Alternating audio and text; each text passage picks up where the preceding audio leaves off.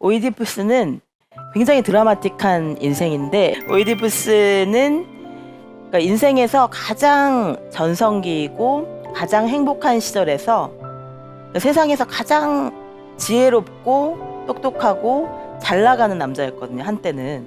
그런데 자신이 의도하지 않는 일 때문에, 그러니까 자기도 모르게, 그러니까 부모님과 떨어져서 살았는데 나중에 부모님을 다시 만나게 된 거예요.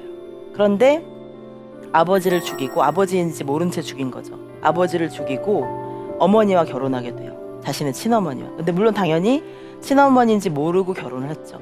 그래서 어머니와 결혼해서 자식들까지 낳아요. 예. 그러니까 이 사람이 테베라는 국가의 왕이 되는데, 사람들은 오이디푸스가 최고의 왕이라고 생각하고 지상에서 가장 유능한 인간이라고 생각했는데, 아무도 풀지 못했던 그 스핑크스의 수수께끼를 풀었거든요.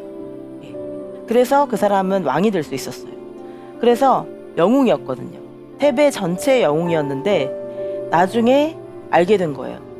자기가 어머니와 결혼했다는 사실을, 그리고 아버지를 죽였다는 사실을 알게 되고 어떻게 되죠? 스스로 눈을 찌르죠. 스스로 너무나 고통스러우니까 자기가 물론 일부러 한 행동은 아니지만 자기의 삶 자체가 정말 불가능한 금기 위에 서 있다는 것을 깨닫고 너무 고통스러워서 자기의 눈을 찔러요. 근데 대부분 여기까지가 오이디푸스에 대해서 사람들이 많이 알고 있는 내용이거든요. 그런데 오이디푸스는 그냥 거기서 끝나는 것이 아니라 사실 하나의 이야기가 더 있어요.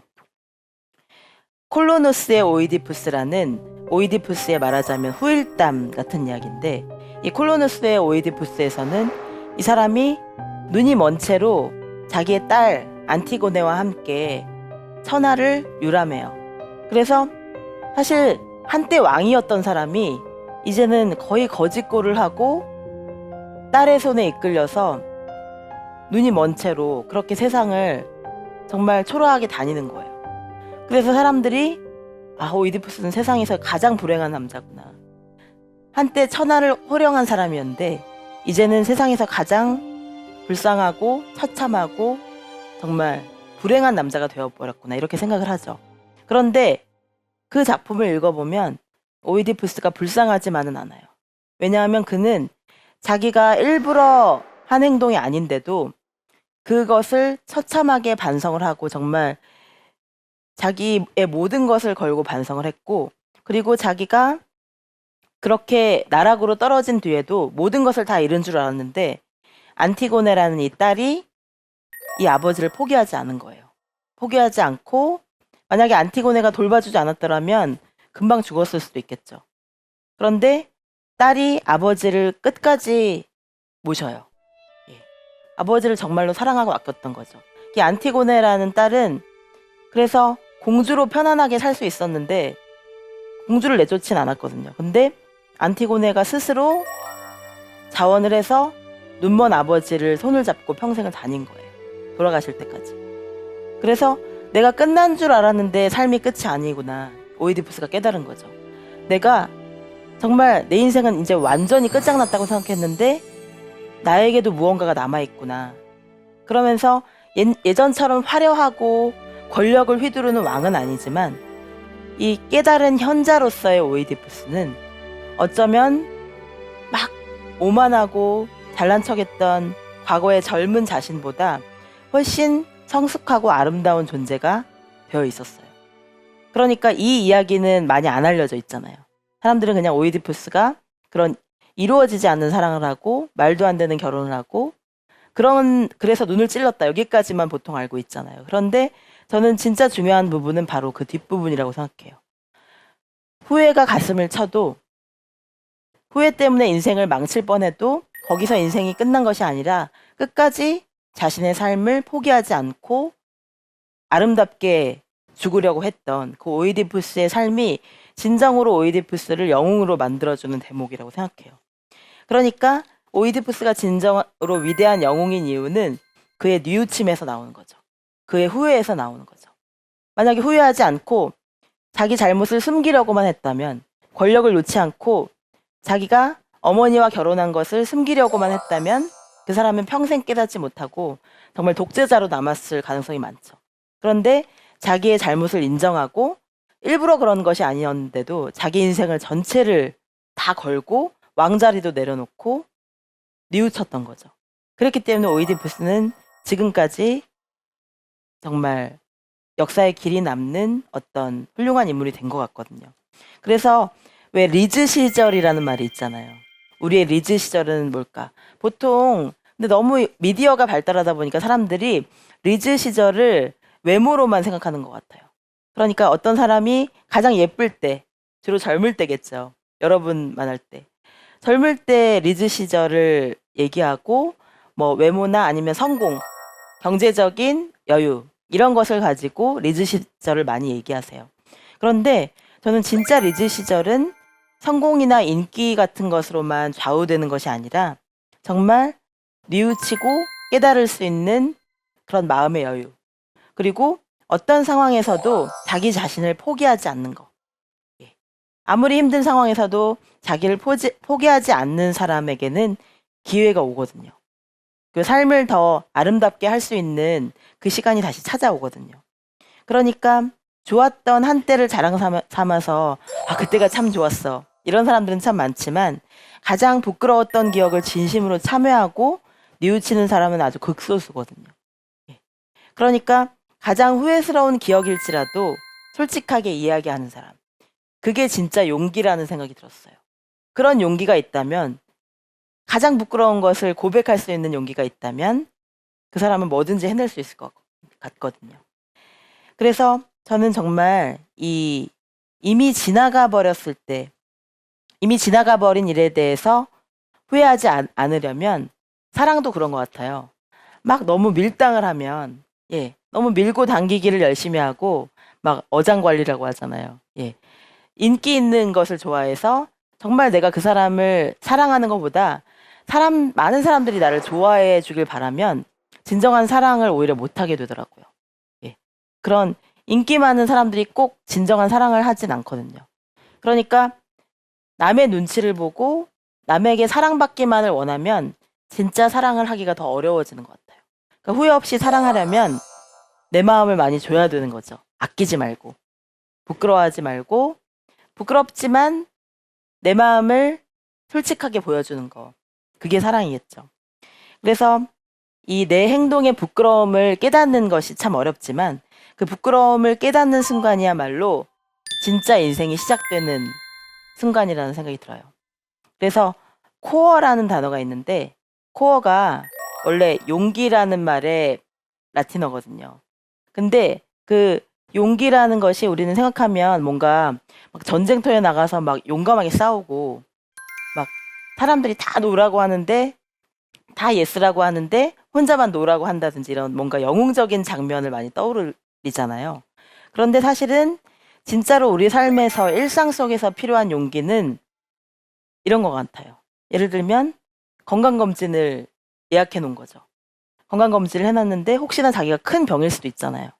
그런데 어떻게 될지 모르잖아요. 큰 병에 걸렸다고 연락이 올 수도 있고 다시 한번 조직 검사를 해보자고 연락이 올 수도 있잖아요. 그런데 그 시간 동안 계속 걱정하면 뭐예요? 막 초조하고 불안해봤자 뭐예요? 결과는 객관적으로 나올 텐데. 그러니까 삶에서 필요한 용기는 그런 것 같아요. 그 막 초조하고 불안한 시간에 담담하게 견딜 수 있는 거. 그리고 예를 들어서 취직 시험을 보는데 이제 면접 시험을 봤는데 면접까지 갔는데 될까 안 될까 될까 안 될까 막 하면서 초조해하는 시간. 그 시간이 너무 불안하잖아요. 그런데 그 시간에도 내가 뭐 어떻게 다르게 한다고 결과가 바뀌는 게 아니잖아요. 이미 시험은 다 봤잖아요. 그러니까 그 순간에 조용히 기다리고 또 내 삶을 있는 그대로 살 수 있는 거. 이게 오히려 우리 삶에서 필요한 용기인 것 같아요. 그래서 용기는 사실 내 마음에 솔직할 수 있는 힘이거든요. 다른 사람인 척 하는 게 아니라 갑자기 막 용기 있는 척해서 뭔가 엄청난 영웅인 척 하는 것이 아니라 그냥 있는 그대로의 나를 보여주는 거. 있는 그대로의 솔직한 나를 보여주는 것이 진정한 용기인 것 같아요. 여러분들 페르소나라는 말 들어보셨죠? 그러니까 페르소나는 연기하는 거예요. 가면이란 뜻이거든요. 그래서 페르소나는 끊임없이 내가 다른 사람에게 보여주는 모습이에요. 그러니까 진짜 내 모습이 아닐 때도 많죠. 우리 마음의 깊은 내면의 모습은 그건 그림자라고 하는데 페르소나의 반대말이거든요. 페르소나는 남에게 보여주는 내 모습이고 그림자는 남에게 보여주기 싫은 내 모습이에요. 그러니까 솔직한 내 모습이긴 한데 너무 부끄럽고 그리고 때로는 끔찍해서 보여주기 싫은 진짜 내 모습인 거죠. 그게 그림자인데 현대인은 페르소나가 계속 발달해요. 연기력이 늘어나는 거죠. 그러면 그림자와 페르소나 사이의 거리가 먼 것이 좋을까요? 가까운 것이 좋을까요? 가까운 게 좋죠. 멀어질수록 우리는 진짜 내 마음에서 멀어지는 것이니까. 그러니까 페르소나를 막 돌보느라고 남에게 보이는 내 모습을 막 치장하느라고 우리는 자기 마음의 그림자를 돌보지 못하는 삶을 살고 있거든요. 저는 어느 순간 편해지기 시작한 게 제 그림자를 사랑하게 됐어요. 예전에는 그림자라는 존재가 너무 싫었거든요. 그림자가 사실 콤플렉스, 트라우마 이런 것들이에요. 남들에게 보여주기 싫은 것, 특히 내가 사랑하는 사람에겐 절대로 보여주고 싶지 않은 나의 단점, 결점, 컴플렉스, 트라우마, 그리고 안 좋았던 기억들. 이런 게 다 그림자거든요. 근데 그 그림자를 사랑하기 시작하면 오히려 우리는 더 큰 용기를 얻을 수 있어요.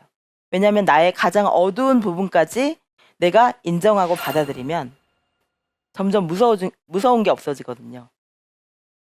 결점조차도 컴플렉스조차도 그래 원래 나 그래. 하지만 괜찮아. 조금씩 고쳐가고 있어. 내 단점까지도 나는 진심으로 인정하고 받아들일 수 있어. 이게 참 어려워요.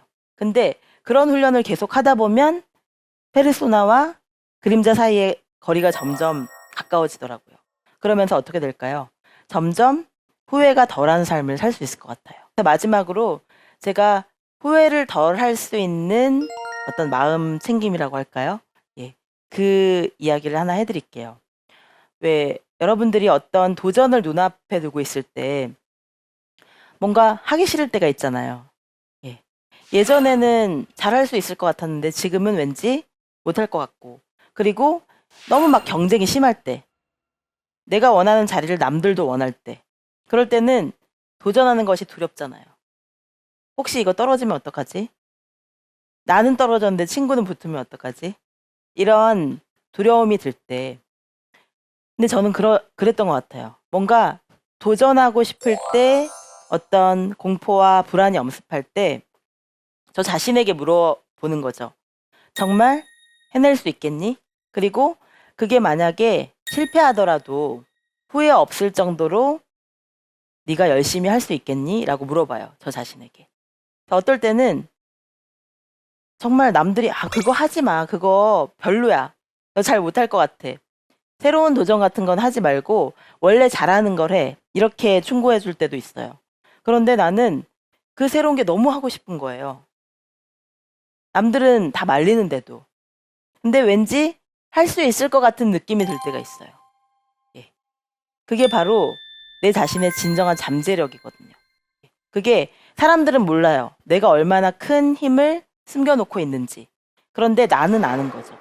왜냐하면 그건 단지 기적이 아니라 내가 매일매일 준비하고 있는 나 자신의 모습이니까요. 예.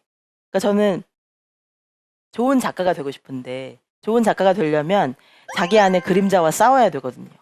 예. 제 안에 용 한 마리가 살고 있는데 그 용은 이렇게 말하는 거예요. 너는 잘 안 될 거야. 이번에는 좀 별론 것 같아. 네가 생각하는 아이디어가 별로야. 어떤 일에 완전히 몰두할 때는 그 용을 잊어야 돼요. 그 용과 싸워야 되고 싸워서 이겨내야만 내가 그 도전을 할 수가 있거든요. 그러니까 도전을 할 때는 그 비평의 눈을 내려놔야 돼요. 완전히 그 일에 몰두하면서 그냥 내가 그 일을 사랑한다는 거. 남들이 뭐라든 내가 그 일을 사랑한다는 것만 기억하세요. 그리고 그 용과 싸워 이기세요. 예. 그래야만 우리 마음에 진짜 그림자를 떨쳐내고 용기를 가지고 후회 없는 삶을 살 수 있을 것 같아요. 여러분 마음 안에 용과 싸워서 오늘도 승리하시기를 바랍니다. 감사합니다.